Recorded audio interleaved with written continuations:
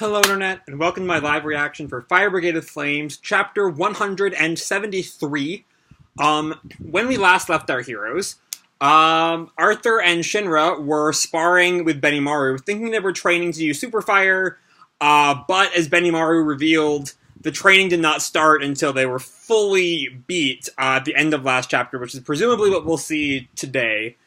So yeah, let's jump right on into Chapter 173, Memento Mori. Our cover picture is of Tamaki and this little, cat devil thing. The shadows theme through the cat's eyes. What does it reflect? And so we open right where we left off, with Benimaru standing over the completely exhausted Shinra and Arthur. Oi, what's the holdup? Hurry up and stand. You're still going to train them as they are? If they carry on, they'll get Tephrosis. What's the point in doing all this if you can't go beyond your limit? And that gets Tamaki to pause. Now stand up. And Arthur and Shinra both rise, very exhausted. From the beginning, this is Shinra now, I had no intention of giving up. And then Benimaru just, kicks him in the gut. All I hear is tough talk. Letting yourself get beat up is the same as giving up. And he just flings him onto the ground, and then, elbows Arthur in the face. And Tamaki can just stare. What's wrong now? If you don't move, you'll die. The enemy isn't gonna wait for you. And Shinra can now, barely pick himself up the ground. I know. And we see the flame on his foot gets brighter.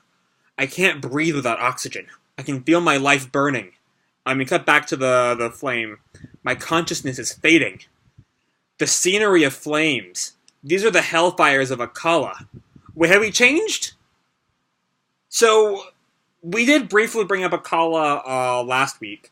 But is that... he seems to be talking about the hellfires of Akala in the same way we talk about the fire of Adora? Or is it Adola now? It's swapped to one of them, I can't remember which is which. Either way. Akala is not the new translation for Adora, is it? I know So Jammy watches these videos sometimes, so if you're watching, please, I don't know. I don't know if it will be made clear on the next page or whatever. Anyway, the scenery of flames. These are the hellfires of Akala. These flames, I'm within the flames. And he hears a rumbling and sees a hand come out of the fire. Shinra! And we see, a mouth with, a head kind of obscured by flames, and Shinra makes some kind of noise.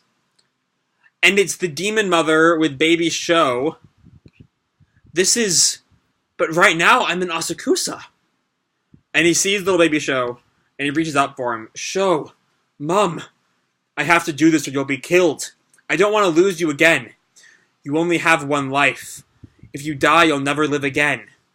The body becomes stiff due to tension and fear. But if you don't move, you'll be killed. If you die, everything is over. It's all over. Am I nothing more than a coward? Will it all end without me being able to do anything? What can I do? What should I do? There's nothing left. I used up everything I had. What can I do here? Survival instinct. The pressure of dying makes me smile. The energy to win in one shot. The fear of death. What does it give me? The pressure of death. Which is what Benimaru was talking about last week. Y'all will recall. And now Shinra's fully standing with covering his entire feet, and the ground around him are flames now. Those flames. Not bad, kid. And Tamaki can only stare as Shinra grins. Meanwhile, back in the base with Hibana, Conro, and is that Kyoko Hwang, I think? We've not seen her a couple of weeks.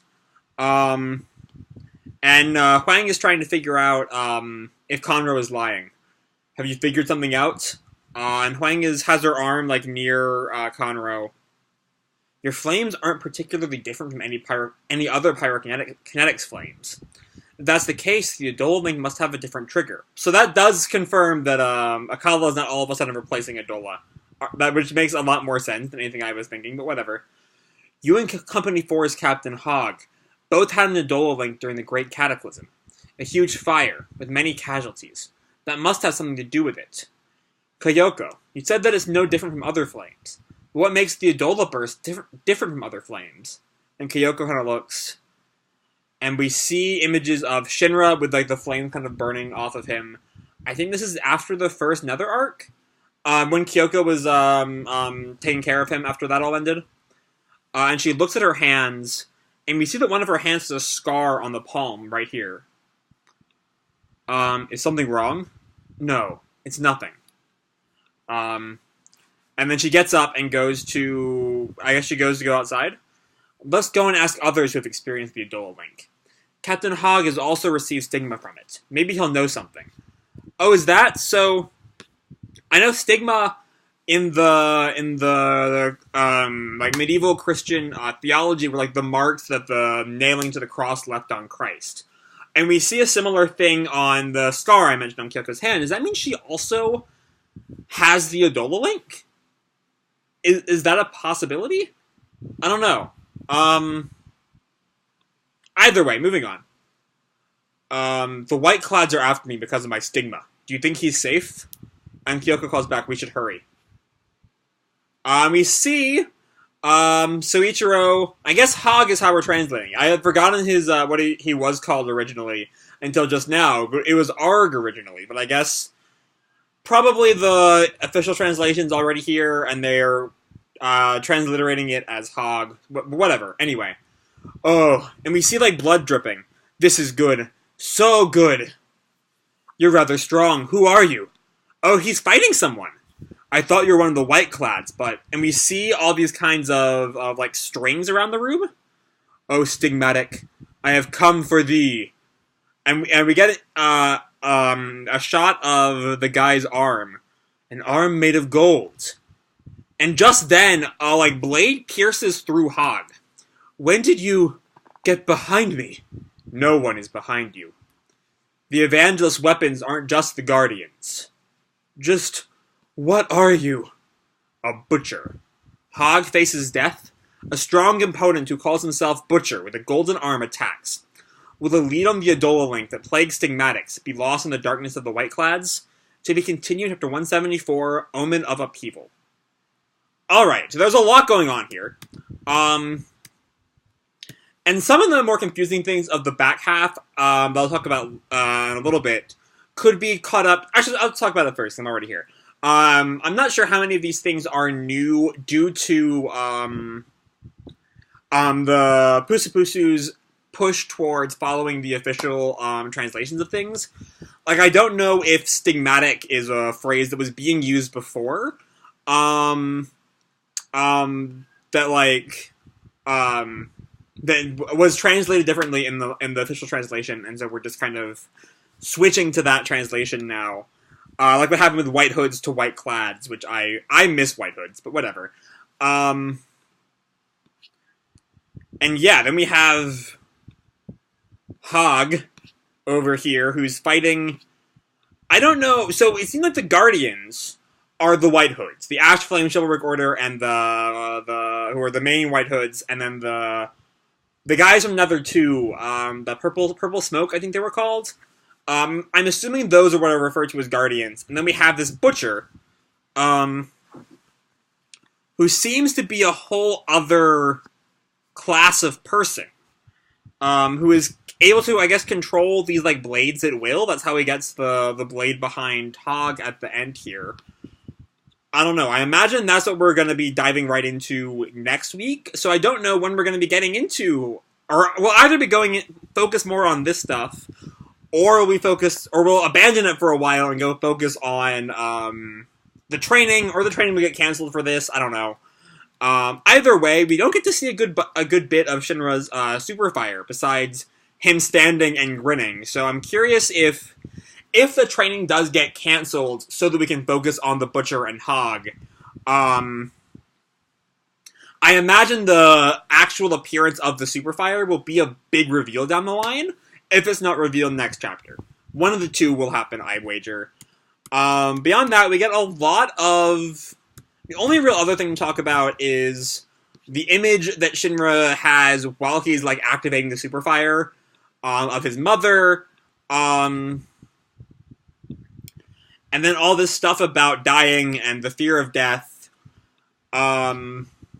which at the moment I'm not quite sure what to make of it. it feels a lot of, like, pseudo-intellectual, almost. I don't know. Trying to piece together what I think about it. It's just kind of... I mean, I get that Superfire... You know, all that we've seen of Benimura talking about it leads to the idea that it's based around being near death, both with, you know, running out of oxygen and being on the brink of tephrosis, and then this whole monologue about death and feeling the pressure of death and survival instinct and all that. Though I imagine, in the way typical of shonen power-ups, it'll be more easily accessible as we go on. Either way, it's good enough. It's a little abstract, all of the philosophizing around it. I'm not entirely sure I understand it. I don't know. Like, I'm reading through this big inner monologue, and I can't get anything more than, you know, dying is scary, but you face it. And Superfire's energy to face that fear of death is pretty much what I can wager at that it is. But yeah, the big thing to think about is this ending scene, is with Kyoko and then with Hague at the end. Yeah. I don't know. We'll see where this goes next week. But beyond that, I don't really have anything else to say for this chapter.